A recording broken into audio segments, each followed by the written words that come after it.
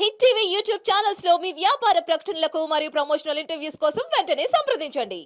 చేయడం కోసం వైరా పట్టణం నుంచి పోతున్నటువంటి మెయిన్ రోడ్ని పినపాక తల్లాడు నుంచి పోయే రోడ్డు, ఆ రోడ్డు రాజీవ్ గాంధీ సెంటర్ నుంచి ఈ వైరా ప్రాజెక్టు మీద నుంచి అలుగుల మీద నుంచి రోడ్డు తీసుకొని ఆ పైన అన్నారగూడెం రెడ్డిగూడెం పైనుంచి తీసుకెళ్లి తల్లాడు ప్రాంతంలో ఆ పరిసర ప్రాంతంలో కలిపితే ఇటు నుంచి ప్రయాణం రవాణా సౌకర్యం పెద్ద ఎత్తున పెరిగి వచ్చే పోయే రవాణా ద్వారా చూసేటువంటి ప్రజలకు కూడా ఈ వైరా చెరువును చూడటానికి అవకాశం ఉంటుంది.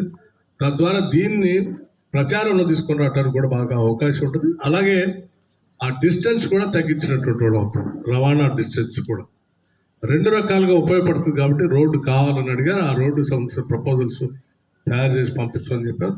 తప్పనిసరిగా ఆ రోడ్డును కూడా శాంక్షన్ చేస్తామని ఈ సందర్భంగా మేము మనం చేస్తాం. అట్లాగే టూరిజం మంత్రి గారు చాలా పట్టుదలతో ఉన్నారు.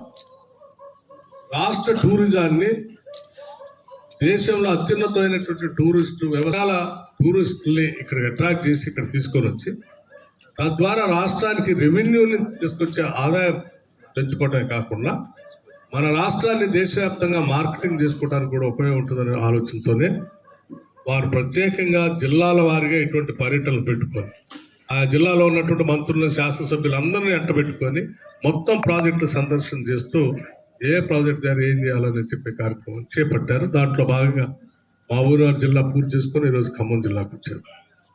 మన జిల్లాలో ఇప్పటికే టూరిజంకి సంబంధించి బడ్జెట్లో కొన్ని రిజర్వాయర్లకు సంబంధించి బడ్జెట్ కేటాయించడం కూడా జరిగింది. ఇప్పుడు చూసిన తర్వాత ఇంకా ఎక్కడెక్కడ కావాలో వారి దృష్టికి వచ్చింది. వారు వాటి ప్రతిపాదనలు ఆ టూరిజం కార్పొరేషన్ నుంచి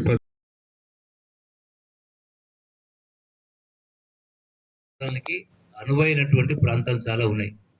అంటే జలాశయాలు కావచ్చు, పురాతన కట్టడాలు కావచ్చు, ఖమ్మం ఖిల్లా, అట్లాగే భక్తరామ్ దాస్ గారిది, అట్లాగే బౌద్ధ స్తూపానికి సంబంధించి ఇవన్నీ కూడా పెద్ద ఎత్తున ఉన్నాయి. అట్లాగే అటవీ మరేంటి పింటములు కూర్చున్నాయి, కిన్నెరస అని చాలా ప్రాంతాలు ఉన్నాయి. కాబట్టి ఈ యొక్క పర్యాటకులు రావాలంటే మొదటగా ప్రజాప్రతినిధులైనటువంటి ముఖ్యమంత్రి గారి నుంచి, మంత్రుల నుంచి, శాసనసభ్యుల నుంచి ప్రజలందరూ కూడా ప్రతి నెలలో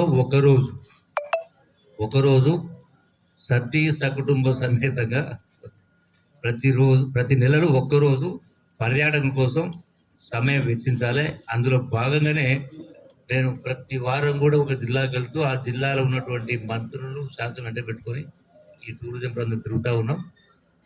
అట్లాగే ఆర్టీసీ బస్సులో కూడా ఈరోజు మహిళలకు ఫ్రీగా ఇచ్చిండ్రు. వీళ్ళతో పాటుగా ప్రతి